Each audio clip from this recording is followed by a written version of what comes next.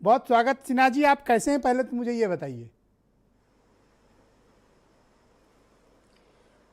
ठीक हूं ब्रजेश जी। मैं एक अनुरोध मैं आपसे करूंगा कि मेरे नाम के पीछे नीचे जो आप संघ विचारक लिखा रहे हैं, मैं संघ विचारक नहीं हूं, मैं संघ पदाधिकारी नहीं। मैं आपके इस कार्यक्रम में संघ स्वयंसेवक या संघ समर्थक के रूप में आया हूं। जी, मैंने वो ठीक करवा दिया है। संघ अपने स्थापना काल से ही, जी, मेरा एक सवाल है आपसे। संघ अपने स्थापना काल से ही ये निश्चय कर चुका है कि वो राजनीति में।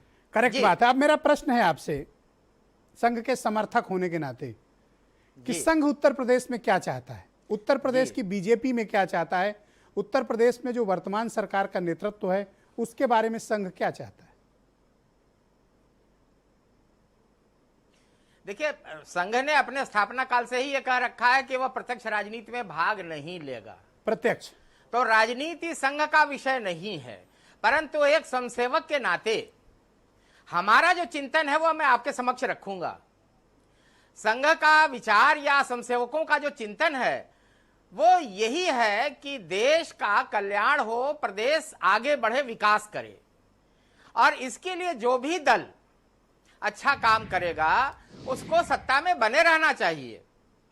स्वयंसेवक के नाते मैं समझता हूं कि एक सन्यासी जो बिल्कुल भी भ्रष्ट नहीं है और मेहनती है और देश के कल्याण के लिए ही, प्रदेश के कल्याण के लिए ही वो कार्य कर रहा है, दिन रात अथक परिश्रम कर रहा है, उसके नेतृत्व में यह सरकार दोबारा बननी चाहिए। और यही शुभेच्छा हम देते हैं कि यह सरकार दोबारा आए और जिससे कि इस देश में जो निर्णय लिए जाएं, जिस प्रकार से वर्तमान संकट को काटा गया है, वर्तमान संकट को आचार्य जी दूर किया प्रतीक्षा गया करिएगा, मैं और अंतर्राष्ट्रीय संस्थाएं योगी जी की प्रशंसा कर रही हैं।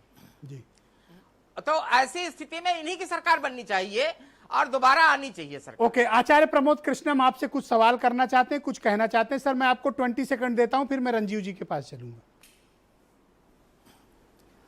देखिए, सिन्हा जी बहुत ही गंभीरता से बात कर रहे थे, बड़ी शालीनता से। मैं उनसे दो बात पूछना चाहता हूं।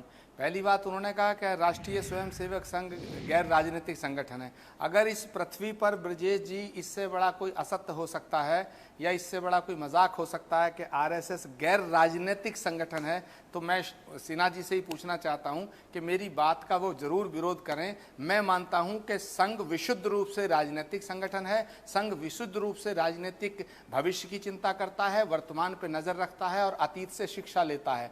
मैं संघ का कतई ये नहीं कहता कि संघ जो है वो अप्रासंगिक है। मैं ये कहना चाहता हूं कि आरएसएस राष्ट्रीय स्वयंसेवक संघ गैर राजनीतिक संगठन नहीं है, पहला। दूसरा, मैं सिन्हा जी से बड़ा विनम्रता से पूछना चाहता हूं कि योगी जी और मोदी जी में किसको बड़ा सन्यासी मानते हैं?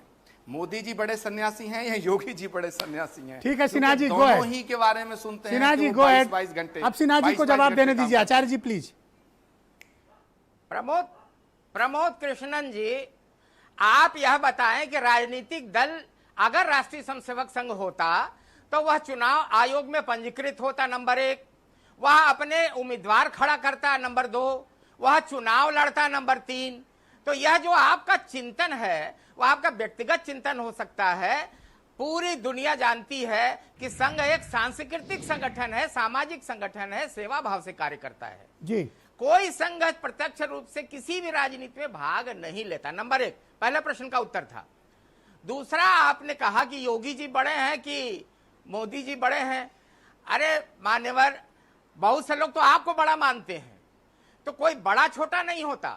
देश के लिए सन्यासी हो, चाहे मोदी जी हो, चाहे आप हो, जो कल्याण करेगा इस प्रदेश की जनता का, वही बड़ा होता है, वही बड़ा होता है। धन्यवाद। और कार्य बड़ा होता है। मैं रंजीव जी को आमंत्रित करता हूं, उत्तर प्रदेश के बहुत ही जाने माने राजनीतिक पत्रकार हैं। बहुत शुक्रिया आपका रंजीव जी।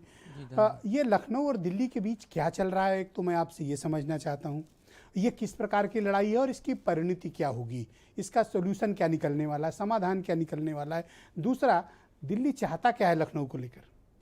देखिए, मैं दूसरे हिस्से का पहले जवाब देने की कोशिश करता हूँ ब्रजेश जी। मुझे लगता है कि दिल्ली चाहता है कि लखनऊ समायोजन करे, जो समायोजन दिल्ली संभवतः बहुत दिनों से चाह रहा था कि लखनऊ करे। समायोजन किसका?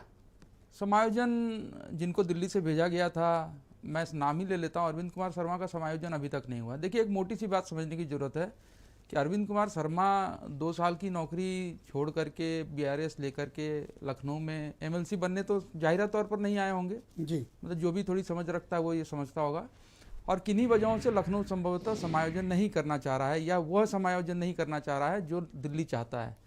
मेरा मानना है कि ये कहीं ना कहीं जा कर के एक ऐसी जगह पर पहुंचा था मामला जिसमें अब पहले दिल्ली लखनऊ आया, 2 हिस्सों में आया। आपने गौर किया होगा, पहले बीएल संतोष आए, 2 दिन या 3 दिन की बैठक की उन्होंने, फिर राधा मोहन सिंह आए, और अब लखनऊ दिल्ली गया है।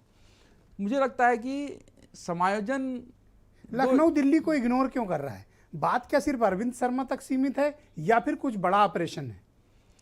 नहीं, देखिए, मुझे नहीं लगता है कि कोई इतना बड़ा ऑपरेशन है। मुझे लगता है कि कोई बड़ा ऑपरेशन ना करना पड़े उसकी दिशा में प्रयास कर रहे हैं भारतीय जनता पार्टी के लोग।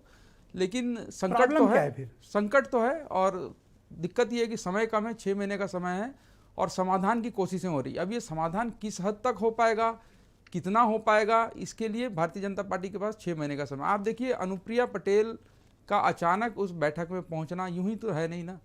2019 के लोकसभा के चुनाव के पहले अनुप्रिया पटेल की नाराजगी, उनकी पार्टी की नाराजगी सार्वजनिक हो रही थी। उस समय भी शिकायत ये थी कि लखनऊ या उत्तर प्रदेश की सरकार में उनकी पार्टी का समायोजन वो नहीं हो रहा है जो होना चाहिए, कार्यक्रमों में नहीं बुलाया जाता, ये शिकायत थी। अगर आप थोड़ा पीछे जाएं तो याद होगा आपको। उसके बाद अनुप्रिया पटेल को न दिल्ली की केंद्रीय मंत्रिमंडल में जगह मिली, न उनके पति को यहाँ कुछ बनाया गया। तो ये भी एक समायोजन का हिस्सा है, क्योंकि जो बात आपने पूछी भी थी सपा के प्रवक्ता से कि क्या उनके संपर्क अखिलेश यादव या समाजवादी पार्टी से है, तो ये चीज़ें चूंकि सार्वजनिक हो रही थी। जिला पंचायत अध्यक्ष के चुनाव में कई जगह से अगर आप जनपदों में जाएं तो अपना दल विपक्ष के साथ खड़ा दिखाई दे रहा था। मुझे लगता है कि भारतीय जनता पार्टी के दिल्ली के नेतृत्व को भी इसका तो इल्हाम लखनऊ था। के तेवर कुछ ढीले पड़े या नहीं? भाई, अगर लखनऊ को दिल्ली जाना पड़ा है, और अगर आप थोड़ा सा देखें ध्यान से, जो बुकलेट भेंट की गई है आज केंद्रीय गृह मंत्री को, उसका शीर्षक है प्रवासी संकट का समाधान।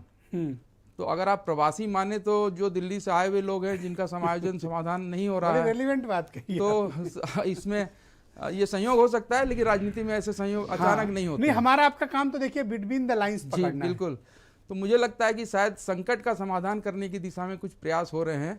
1.5 घंटे की बैठक। पर मुझे एक बात बताओ कि अपने ही अंतर विरोध में बीजेपी अगर फंसी रह गई तो फिर वो अपोजिशन का मुकाबला कैसे कर पाएगी? क्योंकि चुनाव को तो अब सिर्फ 5-6 महीने बाकी है, सिर्फ 6 महीने बाकी है, मोमेंटम बन नहीं पा रहा है लखनऊ में, नहीं बन पा रहा है, और ये बड़ा संकट। आप देखिए, बंगाल के चुनाव को लेकर मुझे लगता है भारतीय जनता पार्टी के नेतृत्व को बहुत ज़्यादा उम्मीदें थी। वो उम्मीदें चूंकि पूरी नहीं हुई, और उसी दौर में उत्तर प्रदेश में ये जो दिक्कतें हैं, जो 2 बयान आपने कहा कि प्रदेश अध्यक्ष ने कहा कि हम फलाने को चेहरा बनाएंगे। मैं प्रमाणिक कह रहा हूँ, आपने भी पढ़ा होगा। जी बिल्कुल। और उप मुख्यमंत्री ने कहा कि साहब तो प्रदेश अध्यक्ष के नेतृत्व में चुनाव लड़ा जाएगा। एक बात ये आ रही कि साहब विधानमंडल दल का नेता बाद में चुना जाएगा। तो मुझे लगता है कि कई टुकड़ों में नाराजगी, विधायकों की नाराजगी, संगठन की नाराजगी, ये ऐसी जगह पर पहुंच गई थी कि पहले दिल्ली को लखनऊ आना पड़ा, अब लखनऊ दिल्ली गया है। समाधान का प्रयास भारतीय जनता पार्टी कर रही है, लेकिन मुझे लगता है कि जहां पर अहम को लेकर के संकट खड़ा हुआ और जिसका समाधान ढूंढा जा रहा हो। मुझे लगता है कि अगर वक्त रहते, अभी तो देखिए बंद कमरे के भीतर हो रहा है तो सड़क पर नहीं है मामला, लेकिन अगर जल्दी समाधान नहीं दिया तो कुंडी खुल भी सकती है। नहीं, मुझे लगता है अगर आप कोरोना के दौर में देखें तो जिस तरीके से भारतीय जनता पार्टी के कई विधायकों, सांसदों के सार्वजनिक बयान आए हैं, लिखा पढ़ी में चिट्ठी लोगों ने लिखी है, एक नेता हाईकोर्ट चले गए, तो मुझे लगता है सार्वजनिक तो हो चुका है ये। सवाल ये है कि इस अहम की लड़ाई में किसी एक पक्ष को समझौता करना पड़ेगा, अपने अहम को कम करना पड़ेगा। तो ये अहम कौन कम करता है, ये देखने की बात है। मुझे लगता है इसी पर सारा